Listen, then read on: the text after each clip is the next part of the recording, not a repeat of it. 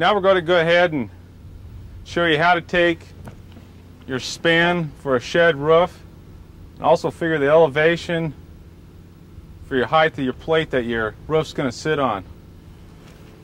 First of all, again, we hook on the outside of this wall, but instead of going clear the outside of this wall, what we want to do is come to the face of this wall for our span for a shed roof, because our bird's mouth is going to sit right against this wall and not the exterior wall. Hey, welcome to Sawdust and Wood. This is a video I found that I had years ago.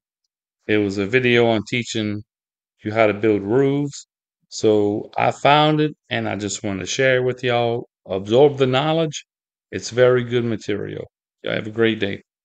So on this span we have 9 foot 9 3/4 inches to the inside of our wall. Let me show you how to figure this elevation out. What we're doing is we're putting a shed roof on a 3 and 12. So we're dealing with a 9 foot span. So all we have to do is go, for every foot of run, it's going to climb 3 inches. So all we have to do is go 9 times 3 is 27 inches, but we have a fraction left over at 9 3/4.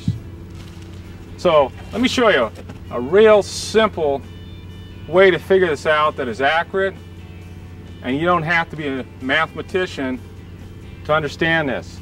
You simply take your framing square and you mark 3 inches, put a little mark on your 3 inches, draw a line down to your corner, and come over to the 12-inch mark and make a little mark, and draw that to the same corner. Since the reason we do this is because it's on a 3-inch rise and 12-inch run. Then I take my square and I draw a line from the 3-inch rise to the 12-inch run mark that I marked, and draw that. Now remember, I had the fraction of 9 3/4 that I have to add to my 27 inches because my span is 9 foot 9 3/4. So I take my square and I read it from the inside. I slide it down till my square is from the inside to 9 3/4 on my 12-inch mark. And I simply look up on the inside of my square, and it tells me that I need to add 2 3/8 inches of rise I'm going to have for that 9 3/4. So I put 2 3/4, 2 3/8 to my 27 inches and simply add those up, which is 29 3/8 inches.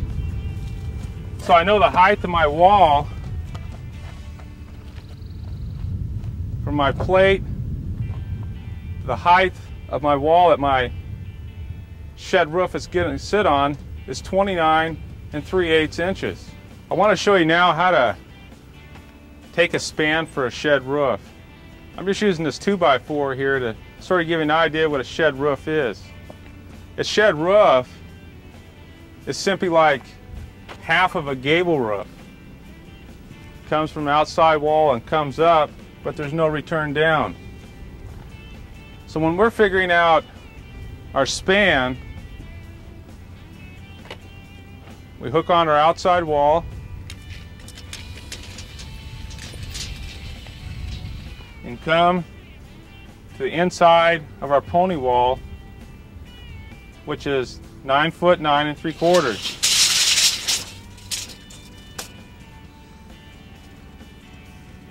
And we're using a Rafter book in this series, so I want to explain to you why we double the 9'9" 3/4 is because the Rafter book only deals with full spans, and when the Rafter book deals with full spans, they only give you half the distance of that rafter. The only way I could probably show you this, if this building is 10'1", and so if you're doing a gable roof, your Rafter book would only give you the length of a rafter that would come up and meet right in the center of your building. Now if we double that length, we'll be able to find exactly where our bird's mouth will sit.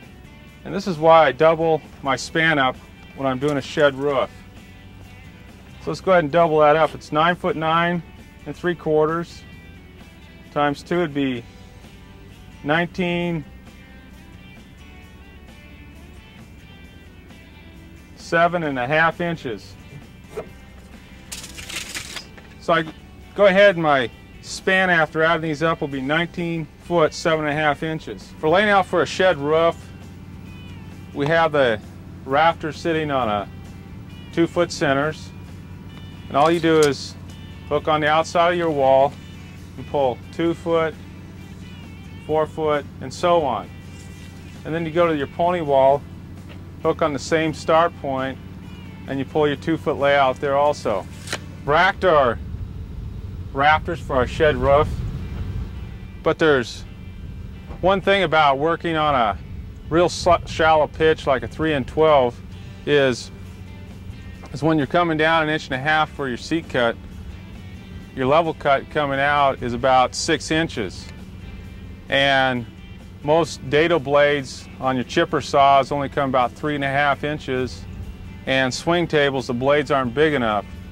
So the best you can do when you're dealing with shallow pitches is turn your saw on a 14-degree angle, which we're going to use on the 3-12, and go ahead and make your 2 plumb cuts. Then use your pattern here, describe your level cut, and cut them. Let's go ahead and do that right now. I just take my framing square,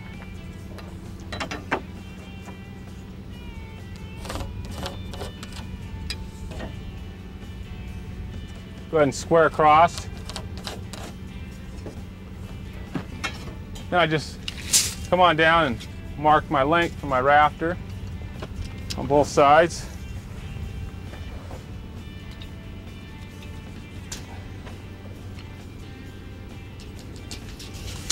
Line up those 2 points.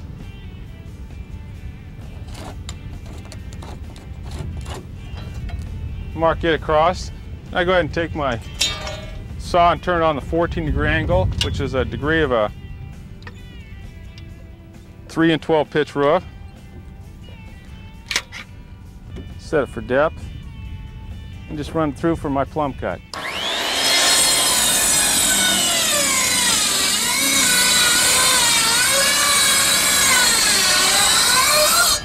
And I do the same thing on the line that I marked on the opposite end.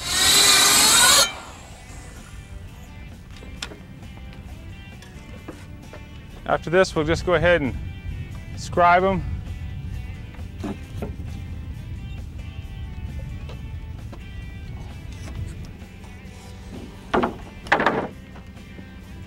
And we'll go to the other end and do the same thing.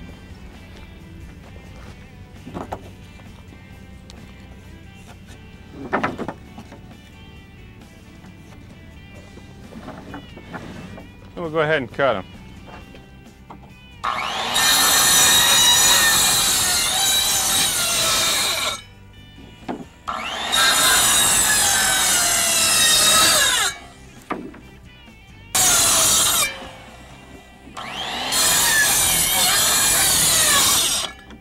And this is how you do it when you're dealing with real shallow pitch roof, when your dado blade or your swing table isn't deep enough, long enough to go through on your cuts. When stacking a shed roof or even a gable roof, it's always a good idea to make sure you have a straight rafter with your outside wall. So when you get ready to gable stud from your wall up to your rafter, you won't have a big bow or a big dip in it. Why don't we go ahead and just stack this roof out.